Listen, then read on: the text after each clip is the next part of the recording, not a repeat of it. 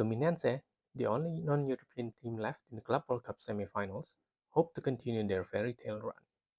Led by former Chelsea captain Thiago Silva, and standing in their way, Chelsea, with new signing João Pedro facing his boyhood club for the first time as a professional. Meanwhile, the other semi-final brought a massive clash: PSG versus Real Madrid, a battle between the last two UEFA Champions League winners. Is this PSG's time to confirm their rise as a powerhouse, or is Madrid at the start of another dynasty? Let's talk about semi-final and then take a quick look at the final. Ciao everyone, I'm Ricky. Welcome to Between the Lines. No cliches, no echo chambers, no recycled narratives. Just fresh stories on the world of football, culture, and Juventus. If that sounds like your game, click like, subscribe, and hit the bell so you won't miss the story. Let's get into it.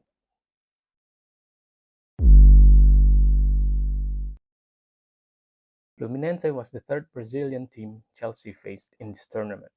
They lost to Flamengo in the group stage, then bested Palmeiras in the quarterfinals to set up this meeting with Fluminense. Chelsea's manager Enzo Maresca had been rotating his three strikers against different oppositions.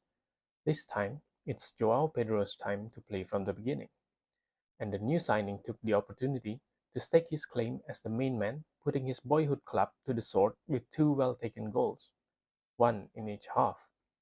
He chose not to celebrate either goals. Goals aside, it was a good all-round performance by João Pedro. Good movements, good link-up plays, good touches, and he looked confident. And with three strikers competing for one spot, it's starting to look like Nicolas Jackson might be the odd man out. Let's get back to Chelsea team performance a bit later. I want to say something about Fluminense and the other non-European teams. One of the best things about this tournament for me is seeing clubs from outside Europe, and it's interesting to see how they fare against European teams. And you also get to spot players you might not normally see unless you follow those leagues. I thought Flamengo's right back Wesley looked really good, only to hear later that some Italian clubs are already tracking him. On the other flank, Boca Juniors left back Lautaro Blanco stood out too, as did his teammate centre forward Miguel Marantiel. Monterrey's dynamic centre mid Nelson De Osa also worth keeping an eye on. And it's also a chance to catch a glimpse of Mastantuano before he joins Real Madrid. And then of course John Arias, Fluminense star midfielder slash forward. Across his 6 matches in the Club World Cup, he won 3 Man of the Match award. And I just love players like him. Sure, he might lack a bit of pace, but great technique, coupled with good vision and balance, more than makes up for it.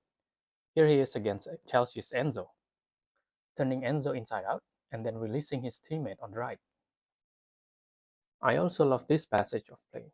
It showed what he does very clearly, drifting all over the pitch, between the lines, connecting play, creating chances, holding the ball, a classic number 10 as you might say, and a complete joy to watch.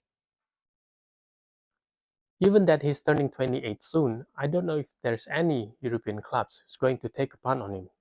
I do believe though that he can perform in the top European leagues, maybe Serie A or La Liga, not just because they're not as fast-paced, but also because players like him are more appreciated there. So maybe someone, please make that happen. And now on to the blockbuster match, PSG versus Real Madrid. Both sides look strong on their way to the semis. PSG had won 4 matches and only lost unexpectedly to Botafogo. Real Madrid, on the other hand, had won 4 in a row, including convincing wins against Juventus in the round of 16 and Dortmund in the quarterfinal. However, Madrid's balloon was quickly popped by the hungrier PSG. From the start, they hounded Madrid's players, and the first 2 goals resulted directly from pressing Madrid's defenders. First, Raul Asensio took too long to clear. Dembele pounced and the ball dropped kindly to Fabian Ruiz, who finished it off. Then it was Dembele again for the second, putting Rudiger under pressure and stole the ball to go clear one-on-one against Courtois. 2 goals down after just 9 minutes of play, Real Madrid looks shell-shocked and PSG were running wild. Madrid just couldn't get close to PSG, and the third goal showed that very clearly. It was a beautiful team goal. Hakimi started to move deep in their own defensive half, played 2 quick 1-2s to slice right through Madrid's lines.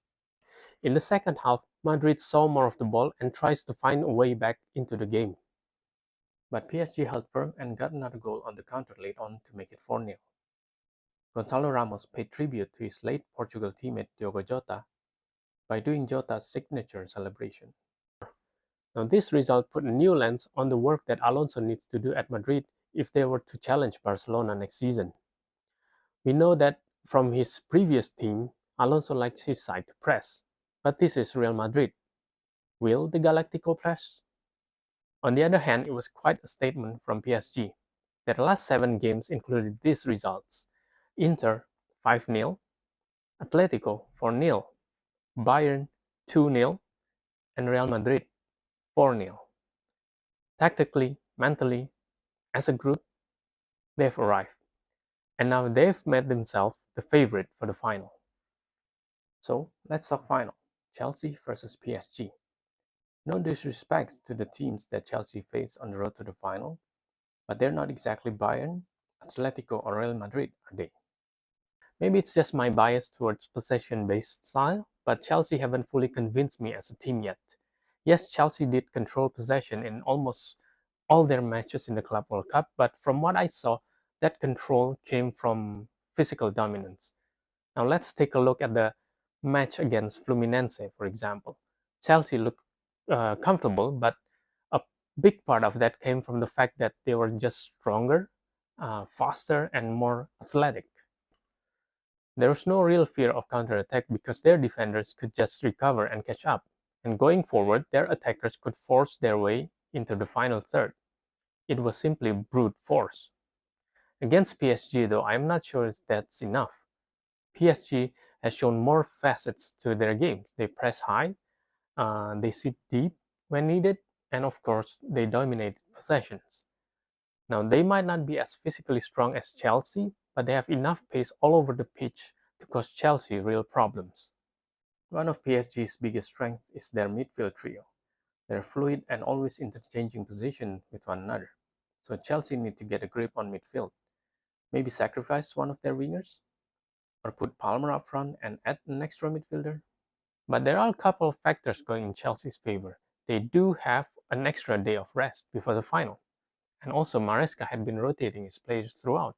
So maybe they will be fresher and they will be able to exert their physical dominance again against PSG. So who do you think is going to win? Do you have a horse in the race? Or are you here just for the fun? I'd love to know what you think, so please let me know in the comments below. So that's all for the video today. Special thanks to 2 of the biggest supporters of the channel, my nephew and niece, Aldrich and Alicia. Happy birthdays to both. And as always, thank you so much for watching. If you enjoyed the video, give it a like, subscribe, and hit the bell so you won't miss a story. This is Ricky signing off from Between the Lines. Ciao.